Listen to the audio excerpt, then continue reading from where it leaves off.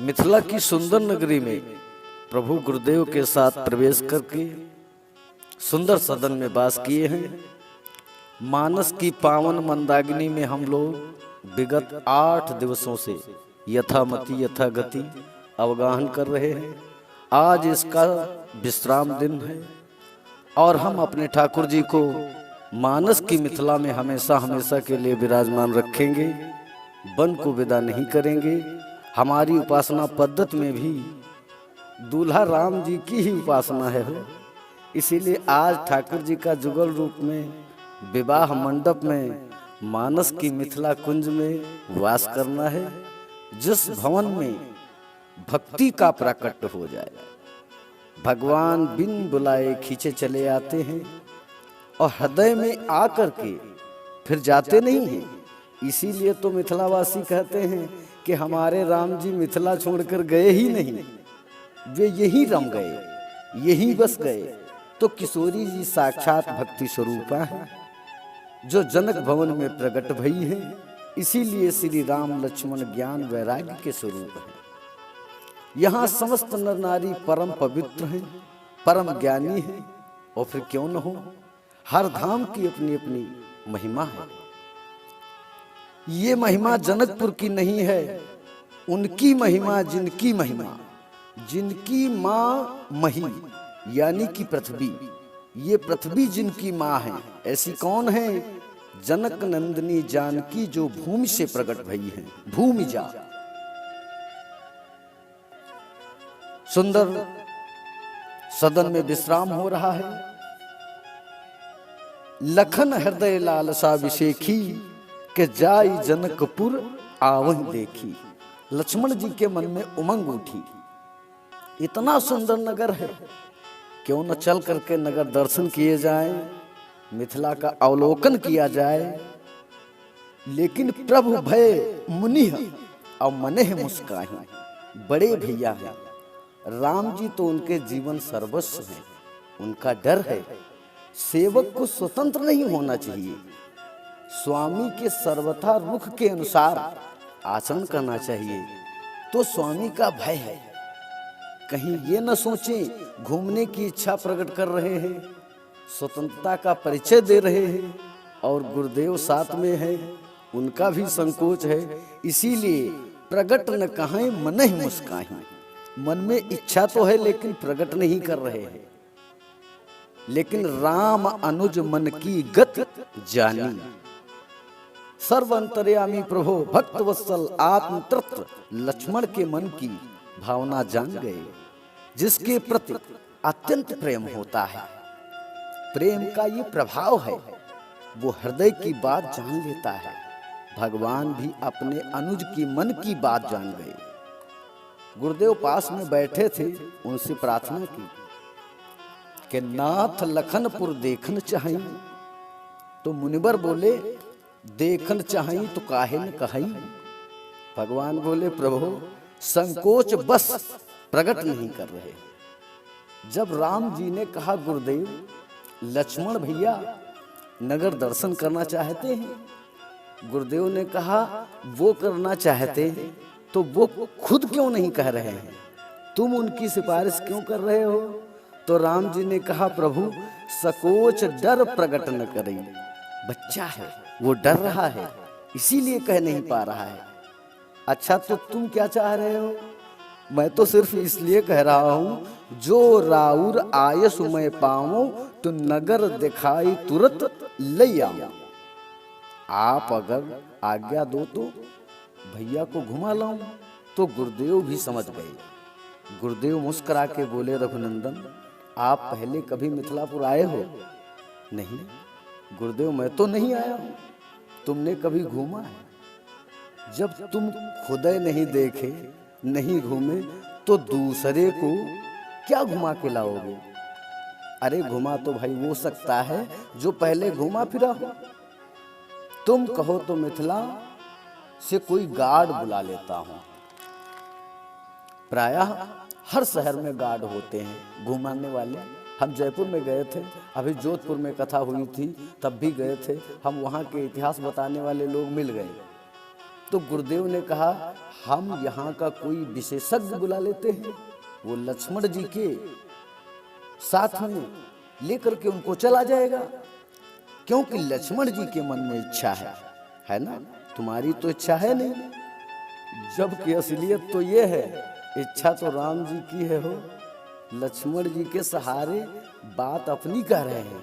तो भगवान को लगा ये तो हमारी पत्ती कट गई, हम तो अपनी जुगाड़ लगा रहे थे, ये तो लक्ष्मण के सहारे गुरुदेव कह रहे हैं, हम किसी नागरिक को बुला करके, क्योंकि उसकी इच्छा है। तो राम जी ने बात संभाली, गुरुदेव कोई भी विशेषज्ञ लक्ष्मण जी को घुमा तो लाएगा। गुरुदेव यदि मैं साथ में जाऊंगा तो नगर दिखाई तुरंत ले आऊं, ये बालक है, और किसी के साथ जाएगा तो जाने कहाँ रम जाए, कहाँ इसका मन लग जाए, कितना विलंब कर दे, और मैं समझदार हूँ, बड़ा भाई हूँ, इसके साथ में जाऊंगा, घुमा लाऊंगा, जल्दी समय पर लेकर आ भी जाऊंगा, विलंब नहीं करूंगा, नगर दिखाए तुरंत ले आऊं। अब गुरुदेव मन की बात जान गए, सचमुच रघुनंदन तुम धर्म सेतु हो।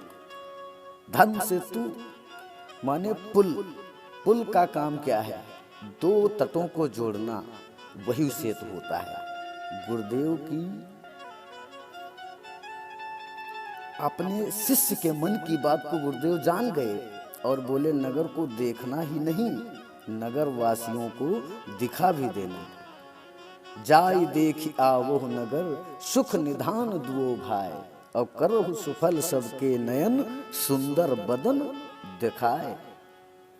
और कहा भी गया है, मोर मुकुट की लटक को जो देखे सो आंख, और जो ना देखे लटक को आंख नाई वो पांख।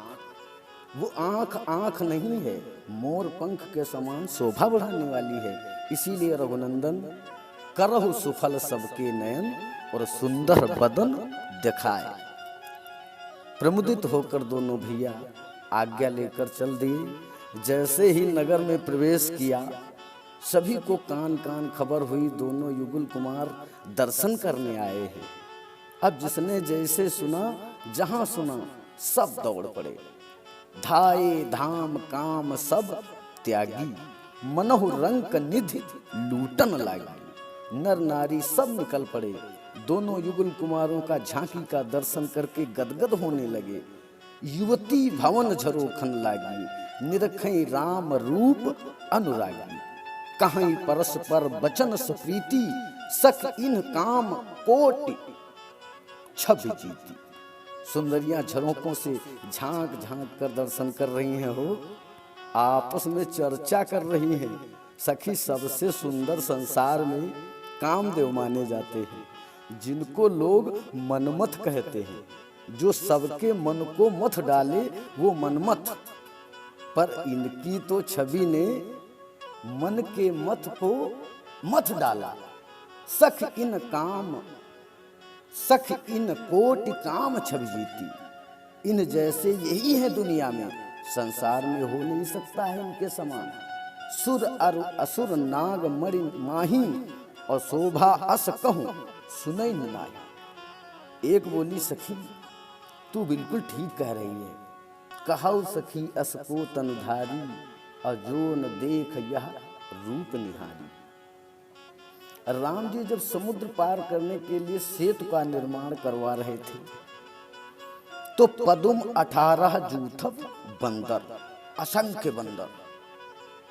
पुल बन तो गया, अरे इतने छोटे से पुल से इतने असंख्य बंदर कितने दिन में पार हो जाएंगे, बहुत समय लग जाएगा। और रावण ने 1 महीने का समय दिया है मां जानकी को। तो राम जी को चिंता है, अगर सारे बंदर चले इस पुल से तो काफी समय लग जाएगा। करोड़ों में, पद्मों में संख्या में बानरों की संख्या है। तो भगवान ने एक रूप माधुरी जादुई का पुल बनाया। कौन सा? जाकर के उस पुल सेतु पर खड़े हो गए और खड़े होकर के जलचरों को निहारने लगे। मछली, कछुआ पानी में जो जलचर नहीं होते हैं, पानी में रहते हैं, उनको निहारने लगे। इतने सुंदर राम जी थे, जब जलचरों ने देखा तो ऊपर आ गए। कछुआ देखने लगा, मछली मगर निहारने लगे, सब जलचर ऊपर आ गए। इतने असंख्य जलचर इकट्ठे होकर ऊपर आ गए कि पानी का दिखना बंद हो गया, पानी पट गया।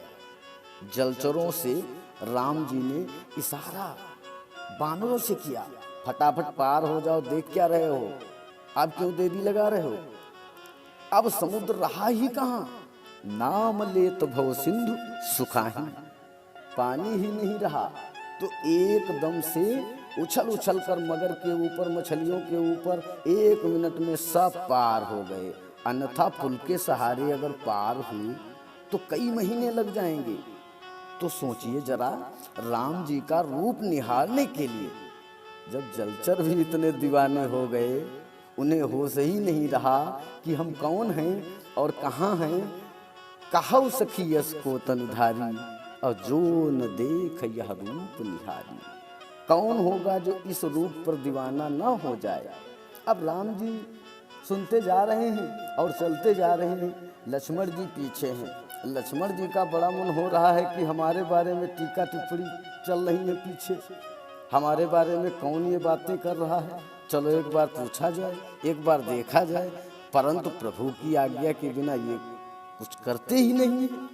लक्ष्मण जी ने कहा, सरकार अपने बारे में बहुत बातें चल रही हैं, चारों तरफ आप भी सुन रहे हैं। प्रभु बोले, हाँ सुन रहा हूँ, तो जरा देखे कौन कर रहा है ये बातें। भगवान बोले, नहीं लक्ष्मण, ये मिथिला है, ये ज्ञानियों की नगरी है, ऊपर देखने की कोशिश मत करो, नीचे देख के चुपचाप पीछे पीछे चलो। अब सखियों के मन में आतुरता है, क्योंकि झरोखों से झांक रही हैं, ऊपर से झांकने से केवल सिर तो अच्छी तरीके से दिख रहा है, पर मुखार बिंदु नजर नहीं आ रहा है। तो जब ऊपर नहीं देख सकती हैं, जब तक हम इनका मुखार बिंदु कैसे देखें, इसलिए कोशिश कर रही हैं कि एक बार ये हमारी ओर निहारें तो अच्छी तरह हम भी इनको निहार लें।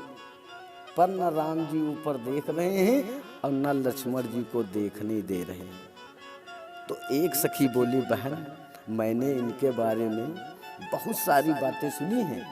बोली, मैं इनको जानती हूँ। क्या जानती है? ये दोनों हैं राजकुमार और दशरथ की बेटा है। मैं इन्हें जानती हूँ, मुझे ये भी मालूम है विश्वामित्र जी के साथ आए हुए हैं। और ये जो गौरवर्ण के हैं अनुज, इनके छोटे भैया जो इनके पीछे पीछे चल रहे हैं, मैं इनको भी जानती हूँ। इनका नाम लक्ष्मण है और इनकी मैया का नाम सुमित्रा है।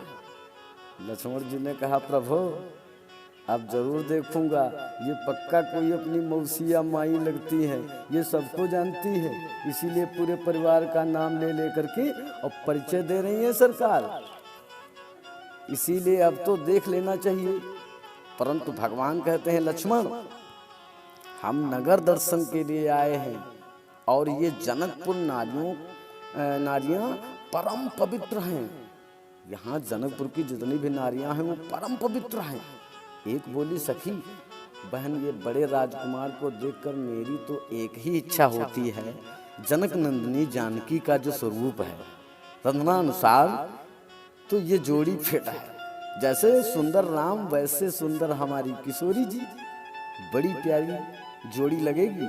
जैसे ये ललित जोड़ी मिथिलेश जी की है और वैसे ये मेरी जनक नंदिनी माँ सीता भी लग रही है। ये जोड़ी कितनी अच्छी रहेगी सखी। हमारी किशोरी जी तो एकदम पीत वर्ण की स्वर्ण छटा वाली है। अब सोने जैसी कांति और जैसे सोने की अंगूठी में नीला नगीना जड़ा होता है, ऐसे कहीं विवाह इनका हो गया। नीलमणि के समान राम भद्र, नील सरोरुह नीलमणि और नील नील धर श्याम। तो सखियां आपस में इस प्रकार बातें कर रही हैं। दोनों राजकुमारों का अनेकों भांति वर्णन किए जा रही हैं। सखी अपने चित पित की रक्षा कर लो, पुर में चोर आए हैं। चित को चुराने वाले ये ऐसे चोर हैं, अपनी चितवन से चित के पित का हरण कर लेते हैं, विश्व चित चोरा। सखियां इतनी चर्चा कर रही हैं, फिर भी राम जी देख नहीं रहे हैं, तो सखियों ने ऊपर से सुमन वृष्टि करना शुरू कर दिया। ही हरसई बरसई सुमन और सुमुख सिलोचन वृंद, जाए जहां जहां बंधु दो तहां तहां परमानंद।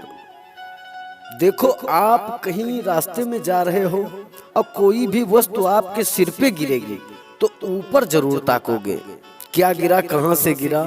तो सखियों को लगा अरे ये ऊपर तो देख नहीं रहे हैं, परंतु जब फूल सिर पे गिरेंगे तो ये जरूर देखेंगे। सखी चोर चोरी करके भागते हैं और ये ऐसे चोरन के सरदार हैं, चोरी भी कर रहे हैं और छाती तान के घूम भी रहे हैं मिथिला में। अब कैसे भी इनके हृदय के कमरे में बिठा करके पलकों की किवाड़ बंद करके कैद कर ले तू। दूसरी ने तुरंत कहा, नहीं, कानून अपने हाथ में नहीं लेना चाहिए, चोर कैद करने का अधिकार पुलिस को है, हमारी जो स्वामिनी है वही इनको गिरफ्तार करेंगी।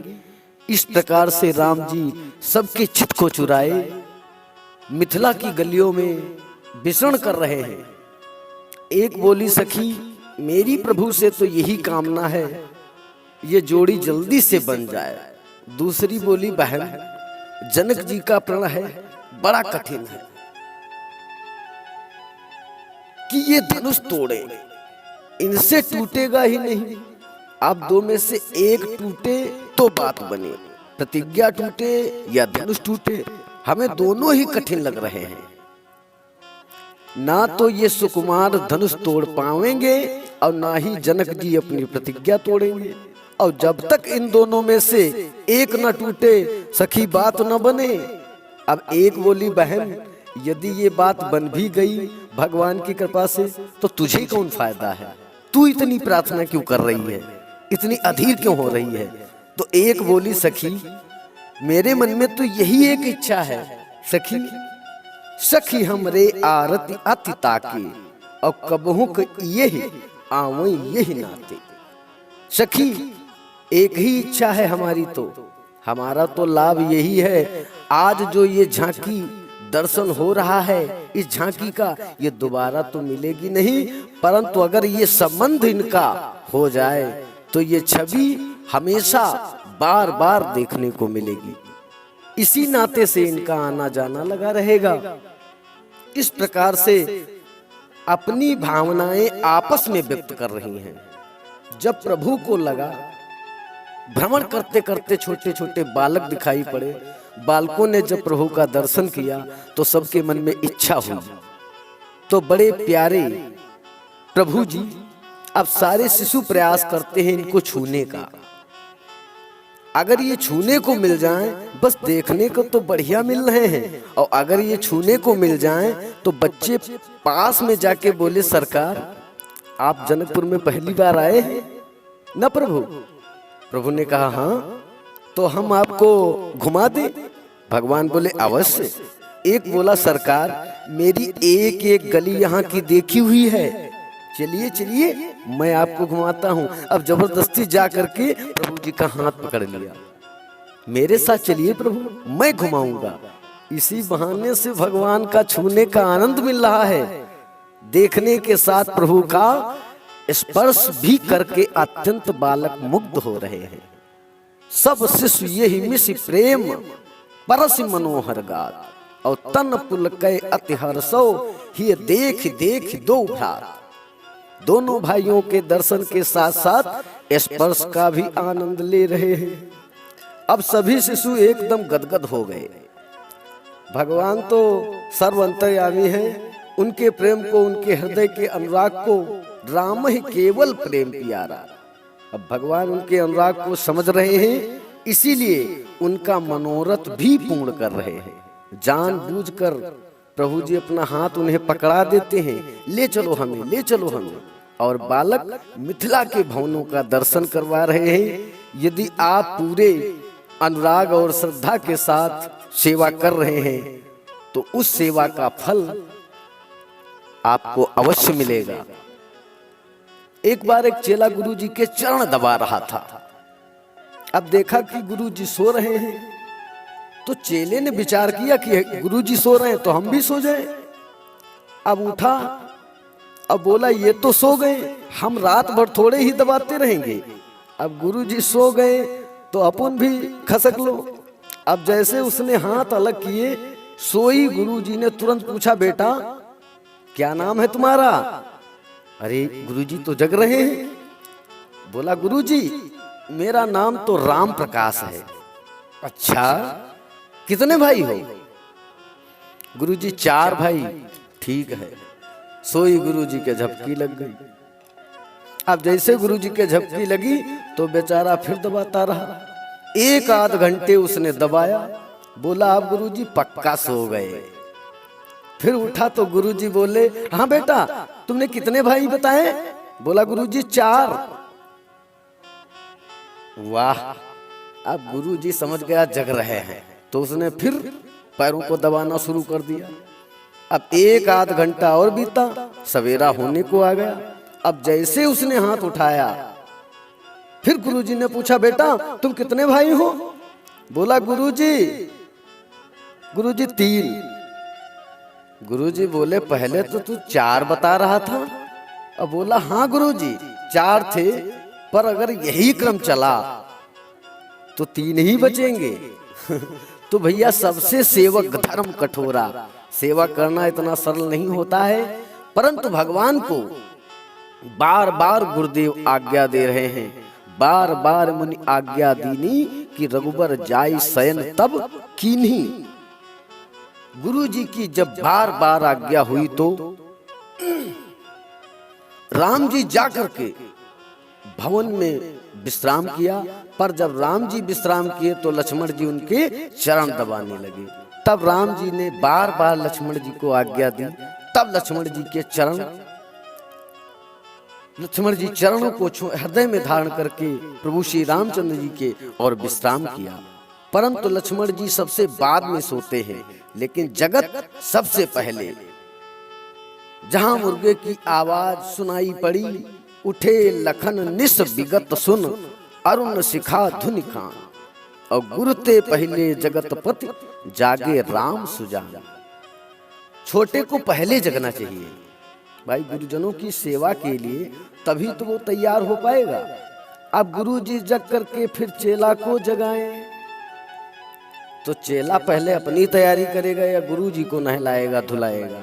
इसीलिए पहले लक्ष्मण जी जागते हैं और फिर राम जी जागते हैं, फिर गुरुदेव जागते हैं। ये क्रम है। तो नित्य क्रम से निवृत्त होकर के गुरुदेव जब पूजा के लिए बैठे तो शिष्य का कर्तव्य है गुरु जी के लिए फूल तुलसी ला करके पूजन सामग्री रखे। इसीलिए लेन प्रसून चले दुओ भाई। अब दोनों भैया फूल लेने के लिए चल पड़े। और जैसे फुलवारी जनक जी की देखी, जिसमें चातक कोकिल चकोरा, जिसमें ऐसे सुंदर ये पुष्प वाटिका है कि एक बार वसंत ऋतु आई और उसको ये वाटिका इतनी भाई कि हमेशा के लिए यहीं छाई, दोबारा लौट के गई ही नहीं। जहां बसंत ऋतु रही लुभाई, बसंत ऋतु आई फिर गई नहीं, हमेशा के लिए सर्वदा वसंत ऋतु बनी रहती है। ऐसी सुंदर वाटिका है। अब पक्षियों के रूप में मानव साधक है।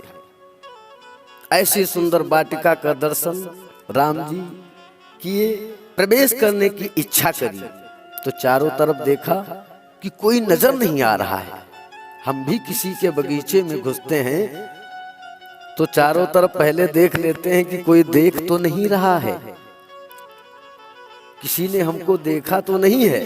फूल पत्ती तोड़ कर ले जाए तो राम जी इसीलिए चारों तरफ देख रहे हैं कि कोई दिख तो नहीं रहा है।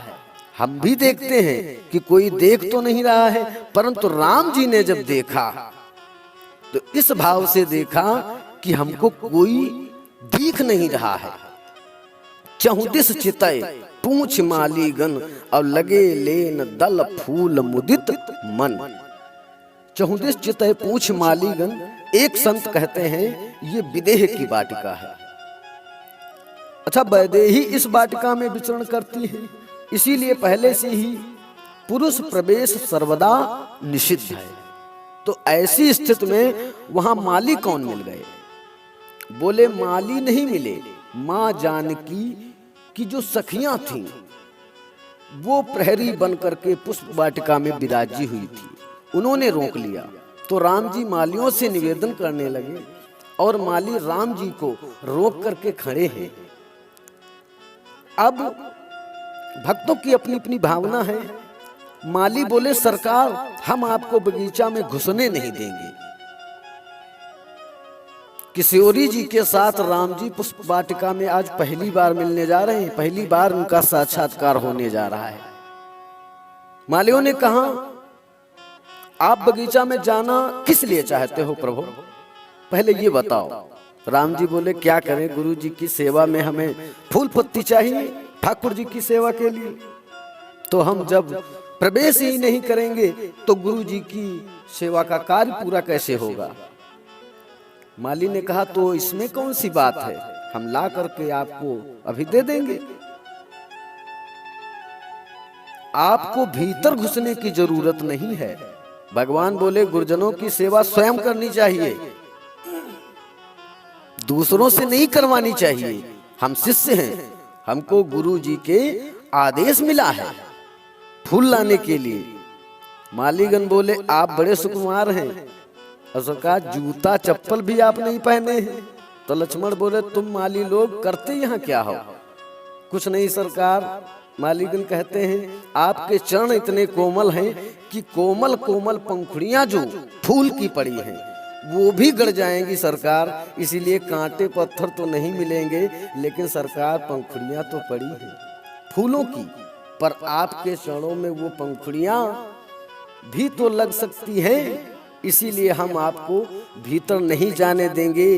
बगिया बिछ जाने न दे हो, रघुबर बिनती सुनो, और दल फूल तोड़ हम लए हो, रघुबर बिनती सुनो। और आप चले भी गए। पंखुड़ियों की समस्या लक्ष्मण जी बोले ये हमारी है, तुम्हारी नहीं है। पंखुड़ियां गड़ेंगी तो हमें गड़ेंगी, तुम्हें तो कोई परेशानी होगी नहीं। बोले सरकार आप अगर भीतर चले गए तो दूसरी समस्या भी है। वो क्या है? अभी तक तो भौरों ने कमल का रसपान किया है, परंतु जब आप भीतर पधारेंगे तो आपके तो संपूर्ण अंग में कमल कमल खिल रहे हैं। नवकंज लोचन कंज मुख पद कंज पद कंजारुण। भगवान बोले ये तो भी हमारी समस्या है, देख लेंगे, तुम तो कम से कम भीतर जाने का आदेश दो। सब आपकी ही समस्या नहीं है, मालीगण कहने लगे, कुछ हमारी भी है। अच्छा तुम्हारी अपनी क्या समस्या है वो बताओ। बोले हमने सुना है सरकार आपके चरण स्पर्श पा करके एक पत्थर की नारी वो तो उड़ गई एकदम से। तो सरकार यदि आप जाएंगे तो पत्थर तो कठोर होता है, जब वो नारी बन सकता है तो वृक्ष तो उससे कोमल ही होते हैं सरकार। और चरणों में चमत्कार है तो हो सकता है हाथों में भी कुछ चमत्कार हो। यदि आपने जैसे उस पाषाण को छू करके नारी बना के उड़ा दिया, फूल तोड़ते वक्त यदि आपने हमारे वृक्षों को छुआ तो कहीं हमारे वृक्ष भी उड़ जाए तो हमारी तो सारी मेहनत पर पानी फिर जाएगा सरकार। इस प्रकार मिथिला के माली कहते हैं भगवान उनकी भावना का खूब अच्छी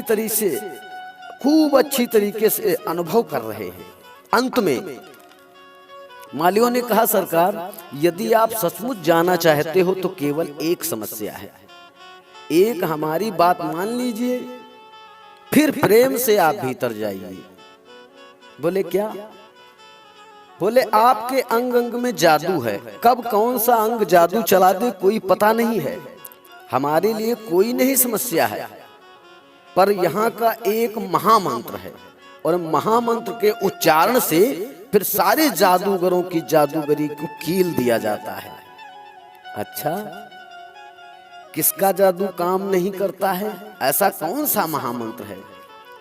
प्रभु जी बोले, मालीगण बोले, वो मंत्र आपको बोलना पड़ेगा सरकार, फिर हमको कोई खतरा नहीं होगा।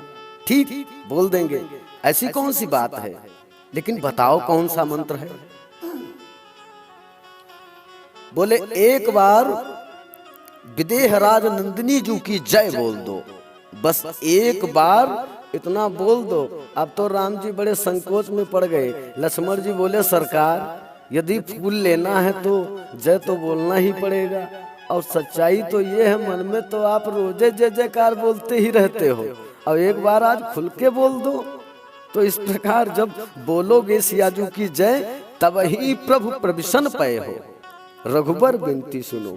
मालियों के प्रेम भाव को देखकर राम जी बड़े मुग्ध हो गए हो। वाटिका में प्रवेश किया है।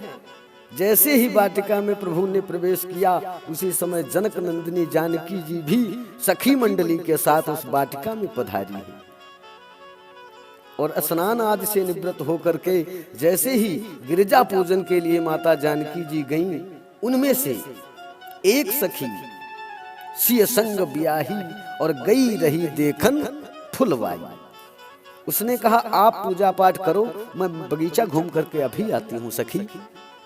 और बगीचा में भ्रमण करते करते उसकी दृष्टि सुंदर राम जी की झांकी पर पड़ी, और जैसे ही प्रभु जी की दिव्य झांकी पर उसने अपनी दृष्टि को डाला, एकदम बावली हो गई और भागी भागी वापस देवालय में पहुंची गौरी मंदिर में, और आकर के केवल खड़ी हो गई। और उस सखी की हालत को देख करके सखियां समझ गईं। सखियों ने पूछा, बहन तुझे क्या हुआ है? देखो, सदगुरु के रूप में सभी सखियां हैं। ये सखियां सदगुरु पहले परमात्मा का साक्षात्कार करते हैं और फिर अपने अनुचरों को कराते हैं। उन्हीं के मार्गदर्शन में जो अनुचर चलते हैं, उन्हीं को उस छवि का दर्शन भी होता है।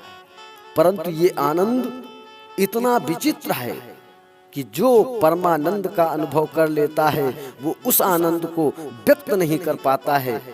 सखी आनंद में तो डूबी है, परंतु सखियां पूछ रही हैं, हुआ क्या है सखी? उस आनंद को वो व्यक्त नहीं कर पा रही है। श्याम गौर किम कहां बखानी। सखी कहती है, जिन आंखों ने देखा है उनके पास शब्द नहीं है। हम पे चलाए दियो टोना, सखी गौर सांवर सलोना। उस सखी की हालत को देखकर सखियां समझ गईं, जिनके बारे में पूरी मिथिला में चर्चा फैली हुई है, लगता है वही दोनों कुंवर आज बगिया में आए हैं। अच्छा, कहाँ है सखी? सखी को आगे करके सब पीछे पीछे चल पड़ी। इधर राम जी से, लखन लाल जी से निवेदन करने लगे। प्रभु श्री रामचंद्र जी से लखन लाल निवेदन करने लगे, सरकार आज हमारी एक हार्दिक इच्छा है। अच्छा कहो, आज हम आपका श्रृंगार करना चाहते हैं प्रभु। भगवान बोले, ठीक है भैया। तो एक लता भवन में राम जी को विराजमान करके लक्ष्मण जी उनका श्रृंगार करने लगे। सुंदर सुंदर छोटे छोटे जो सुमन हैं, उनके गुच्छे बना बना करके प्रभु के मुकुट पर सजाने लगे। राम जी इतने सुंदर और इतने मनोहर हैं हो, जब पुष्प लेने के लिए हाथ आगे बढ़ाते हैं तो पुष्प तोड़ने नहीं पड़ते हैं, लताएं स्वतः ही प्रभु के हाथ में डाल देती हैं। धन्य है। इसीलिए लगे लेन दल फूल मुदित मन। तो राम जी फूल तोड़े नहीं, लगे लेन, परंतु जो विकसित फूल हैं, फूले हुए पूरी तरह से, वो लता तरु राम जी के हाथ में सौंप देती है। पर जो अध खिले सुमन हैं, वो तो वहीं लगे रहते हैं। जो कलियों के ऊपर ओस की बूंदें जो पड़ी हुई थी, उनको देखकर लक्ष्मण जी को लगा ये कलियां बेचारी दुखी हो रही हैं। लक्ष्मण जी ने कहा, तुम्हें क्या कष्ट है? कलियों ने कहा, सरकार हम भी यदि पूरी तरीके से खिले होते तो हमारे भी भाग्य आज खुले होते। लक्ष्मण जी ने कहा, परेशान मत हो, हमारे सरकार के दरबार में पूर्ण से अधिक अपूर्ण का महत्व है। जय हो। जो पूर्ण हो चुका है, परिपूर्ण हो चुका है, हो सकता है उसको पूर्णता का अहंकार हो जाए, पर जो अपूर्ण है वो अभिमान करेगी भी क्या। तो बोले हम कैसे माने तुम्हारी बात, बोले हम कैसे माने तुम्हारी बात। लक्ष्मण जी बोले मैं करता हूं प्रयास। तो खिले खिले दोना तो राम जी अपने हाथ में लिए और खिले सुमन रखने जा रहे हैं। अध खिले कलियों को लक्ष्मण भैया चुनना प्रारंभ कर दिया और उनके गुच्छे बना बना करके राम जी के मुकुट में सजाने लगे। मोर मुकुट भी सजा दिया। मोर पंख सिर सोहत नीके, गुच्छ बीच बिच कुसुम कली के। जो मेरी शरण में आता है वो तो शरण में आता है। लक्ष्मण जी के लाए सुमन प्रभु जी के सिर पे विराज रहे हैं, मानो उन कलियों का भार अपने सिर पर ले रहे हैं, उनके उद्धार का भार सिर पर धारण कर रहे हैं। अब जिम्मेदारी राम जी की है, क्योंकि मेरे भक्त के तुम दास हो। ये दिव्य झांकी राम जी की हो रही है, जो किशोरी जी ने उस दिव्य झांकी का दर्शन किया, एकदम आनंद मग्न हो गईं। सदा के लिए पलकों के कपाट बंद कर लिए। परंतु जब राम जी लता भवन से बाहर निकले तो किशोरी जी की सुंदर बांकी झांकी आभा का दर्शन किया तो परस्पर दो चकोर दो चंदा, दोनों मुख चकोर चकोरी बन गए और दोनों ही एक दूसरे के चंद्रमा भी बन गए। निरंतर राम जी निहारते रह गए। सिय मुख ससी भय नयन चकोरा, और पलक गिरना बंद हो गया। पलक गिरना क्यों बंद?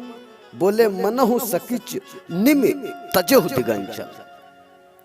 निमि के वंश में जानकी जी का जन्म हुआ है और जो पलक गिरते हैं उनको निमेष कहते हैं, क्योंकि निमि महाराज जब इनका शरीर छूट गया तो ये पलकों पर वास करने लगे, इसीलिए पलक गिरने को निमेष कहा जाता है। तो हमारे कुल की कन्या अपने प्रियतम से आज पहली बार मिल रही है, तो इस प्रकार से वर वधू का मिलन हो तो बुजुर्गों को वहां से हट जाना चाहिए। इसलिए मानो निमि महाराज संकोच के कारण वहां से चले गए। जब निमि चले गए तो निमेष गिरना भी बंद हो गए और इसीलिए अब अलग एक दूसरे को निहार रहे हैं। प्रिया प्रियतम ये सुंदर झांकी का दर्शन करके सखियां सब विमुक्त हो रही हैं। एक सखी ने संकेत दिया, बहन अब आंख बंद करके दोबारा गौरी का ध्यान हो रहा है क्या? जरा आंख खोल करके देख सामने कौन खड़ा है। और जैसे सामने देखा, किशोरी जी ने आंखें खोल करके वो सुंदर झांकी प्रभु श्री रामचंद्र जी की आनंद मग्न में डूब गई। एक सखी कहती है, कल हम फिर दोबारा इसी बगीचे में आएंगे, क्योंकि विलंब हो रहा है, कहीं माता नाराज ना हो जाएं। तब किशोरी जी सावधान हुई और मृगों को देखने के बहाने से बाहर तक मुड़ करके बार बार माँ जानकी निहारती जा रही है, प्रभु की झांकी का अवलोकन करती जा रही है। और इस बाकी झांकी को सदा के लिए हृदय में बसा करके पहले मंदिर में गई। वैसे तो पूजा हो चुकी थी, परंतु एक मनोरथ मन में जागृत हो गया है। उस मनोरथ की पूर्ति के लिए पुनः किशोरी जी पहुंची गिरजा मंदिर में। बोली, जय जय गिरवर राज किशोरी, जय महेश मुख चंद्र चकोरी, जय गज बदन खड़ानन माता, जगत जननी दामिन दुत गाता। अच्छा, देव कन्या पहले किसी की पुत्री बनती है, फिर किसी की पत्नी बनती है, फिर किसी की माता बनती है, ये क्रम होता है। उसी क्रम से माँ स्तुति भी कर रही हैं, जय जय गिरवर राज किशोरी, हे गिरजानंदनी आपकी जय हो, आप हिमालय की पुत्री हैं। और फिर जय महेश मुख चंद चकोरी, उसके बाद आप भोलेनाथ के मुख चंद की चकोरी बनी है, उनकी प्राण बल्लभा बनी है। उसके बाद जय गज बदन खड़ानन माता, उसके बाद आप गणेश और कार्तिकेय जैसे महान पुत्रों की जननी बनी है।